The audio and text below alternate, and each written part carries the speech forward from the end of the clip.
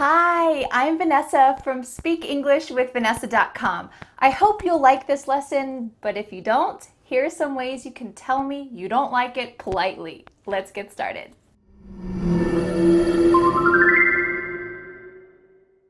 One of the most important speaking tools is how to be polite. But it's easy to be polite when you're having a good time, when you're happy. It's a little bit harder to be polite when you're upset, you're angry, or maybe you don't like something. There's a famous proverb, and maybe it's the same in your country: if you don't have something nice to say, don't say anything at all. I think every parent or teacher has said this a million times, but the truth is sometimes we need to say something negative. Sometimes you have to say that you don't like something or you didn't have a good experience. So today I'm here to help you politely talk about something negative. We're going to talk about 20 expressions that politely mean I don't like it, without actually saying those words. I thought about this lesson topic because I live in the South and it's really typical to hear a Southern woman say, "Bless your heart."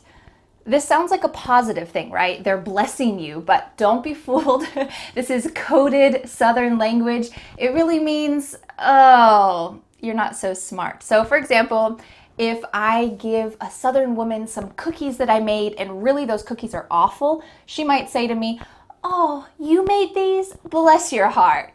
It means you're a nice person, but you're not so smart, especially when it comes to cooking. Now, I don't recommend you use this expression, bless your heart. This is only for people who were born in the South of the US. I live in the South, but I was born in the North, so I feel like I can't even use this expression. But I wanted to share this with you because sometimes negative language is coded and seems like it's positive. So I hope that the expressions that you learn today will help you to be aware of what other people are saying. And maybe they're saying negative things and you don't even know it. And also to help you use this kind of indirect language to be more polite. So let's get started with the first 5 expressions about how to talk about something that you don't really like. Let's imagine a situation that maybe happened to me. All right, let's imagine that you go to a play with your friend. Let's say your friend's name is Sam. You're gonna go see a play with your friend Sam because your other friend Sherry is in the play. She's acting in the play. And really, the play is awful. You don't understand it. It doesn't make any sense. The plot, the characters, the scenery, the story, nothing about it is what you like.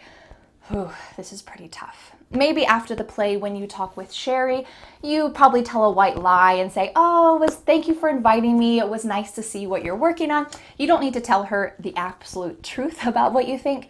But when you talk with your friend Sam, who you went to see the play with, how could you talk about your true feelings for this in kind of a polite way, but also showing that you didn't really like it? Well, you could say, "It was interesting. It was eye-opening. It was different. It was an experience." Do you notice with all 4 of these sentences, I'm using kind of positive words: interesting, eye-opening, different, an experience. But there's one thing all of these sentences have in common: a little pause. This is key. It was interesting. If you say, "Oh yeah, it was interesting," totally different meaning. There's no pause. The inflection in your voice is very upbeat and positive. But if you say, "It was interesting," "it was eye-opening," with a little pause, oh, it is completely different. It means it was not interesting. It was not eye-opening. Or maybe it was different, but in a bad way. It was an experience that I don't want to have again. This is a coded language with a little pause to tell your friend Sam, "I didn't like it," but you're not telling him that directly. And you know what? Sam will understand exactly what you mean. If you said that to me, "It was eye-opening," I will understand exactly what you mean. I'll understand that it wasn't your type of play, you didn't like the plot, the characters, but you want to still be polite. You don't want to say, "Oh, that was terrible. That was the worst 2 hours of my life." Maybe you don't want to tell me that. So instead, you'll use one of these paused expressions. You might hear these kind of pauses used with other positive words, but I feel like these four are probably the most common that you'll hear. You might hear this in TV shows and movies, and I hope you can use it too when you experience something that maybe you don't really like. If you want to be a little bit more direct, you could add to the end of those sentences, if you know what I mean. So you might say, it was an experience, if you know what I mean. This is much more direct. You're telling him, hey, it wasn't a good experience. This is coded language, if you know what I mean. It's kind of like you're sharing a little inside secret. So if you add this to the end of your sentence, or if you hear someone else say that, it means, oh, what you heard is not exactly what I mean. I mean something different. So there's another underlying meaning here. It was eye-opening, if you know what I mean. Like, wow, my eyes were open to all of the terrible plays in the world. Oh, you're not saying those directly negative sentences, but it's helping your coded sentence be a little bit more direct. Now let's go on to talk about 13 ways that you can say, I don't want it, or I don't like it, in a polite way. Almost all of these sentences can be turned to be positive as well. Let's imagine this situation that happens to me all the time. Let's imagine you go to a restaurant with a friend and your friend orders a beer and says, want to try it? So you take a little sip, but you don't like it. How can you express that to your friend without saying, I can't believe what you're drinking. That's so gross. How could you drink that? Maybe that's what you're thinking. So how can you say it a little bit more politely with also telling them, I don't like it? You can say, I'm not really into it. In this sentence, it is the beer. I'm not really into this beer. If there's something plural, maybe there's a music group that your friend wants you to listen to and you don't like them, you could say, I'm not really into them. You can change that last pronoun. Why did I add really here? I'm not really into it. Well, this helps actually to scale it back, to be a little bit less strong. It means, well, I don't hate it, but I don't love it. Maybe you really hate it, but you want to just make it a little bit less strong. You can add really to almost all of these sentences that we're about to talk about. You could also say, I'm not really crazy about it, or just, I'm not crazy about it. I'm not really crazy about it. I'm not crazy about it. Or, that's not for me. That's not really for me. That's not really for me. Makes it a little bit less strong. I'm not really a big fan of that beer. I'm not really a big fan of it. Or we can make the sentence positive and say, oh, I'm a big fan of that beer. I'm definitely gonna get some. Or you might say a simple sentence, I'll pass. Make sure you use this hand gesture. You're kind of waving a little bit, I'll pass. You're kind of pushing it aside, and it just shows, I'll pass, thanks anyway. I'm not gonna get my own, thanks, I'll pass. The next sentence, you have to be careful your tone of voice. Let's say you take a sip of the beer and they say, oh, do you want me to get you one? You could say, I've had enough of it. I've had enough of it. Do you see my tone of voice here? I'm not saying this in an angry way. You could say this if you were really angry. I've had enough of it. I can't believe this is still happening. You could say it in a really angry way. Or if you're just saying, I don't want you to order me this beer because I don't like it, you can say it in a lighter way. I've had enough of it. One sip was enough for me. I've had enough of it. The next four sentences have a similar sentence construction, so we're going to put them together. You could say, it's not up my alley. Or we could add that word really. It's not really up my alley, so I'm not going to get that beer. You could make the sentence positive. Oh, yeah, that's kind of up my alley. I think I might get it. If you really like something. It's not my cup of tea. It's not really my cup of tea, so I'm not gonna get that. It's kind of a little odd here because our example is about beer, and this phrase uses tea, so maybe for beer this might be a little bit odd to use.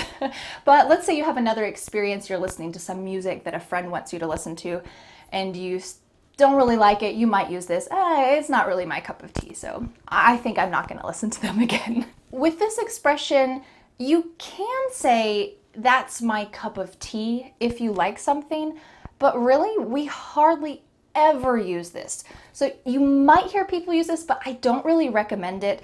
It's grammatically fine. I'm sure you'll hear occasionally some people use this, but you'll most likely hear this in the negative sense. That's not really my cup of tea, so I'm not gonna do it. That's not really my cup of tea.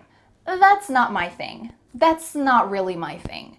The same as the previous sentence, you can say, that's my thing, but we hardly ever use this in the positive form. You're most likely to hear this, and I hope you're most likely to use this in the negative form.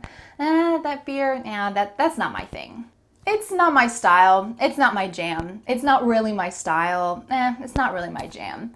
These two are slang expressions, so if you're talking about something casual, this is fine to use. That's not my style. Doesn't mean it has to be about clothing. It could just be a type of thing. That's not really my style of beer. That's not really my style of thing. I'm not a big fan of it. Let's imagine that situation where your friend lets you drink their beer and they've been talking about how amazing it is. Oh, I can't wait to go to this restaurant for you to try this beer. It's just mind-blowing. It's incredible.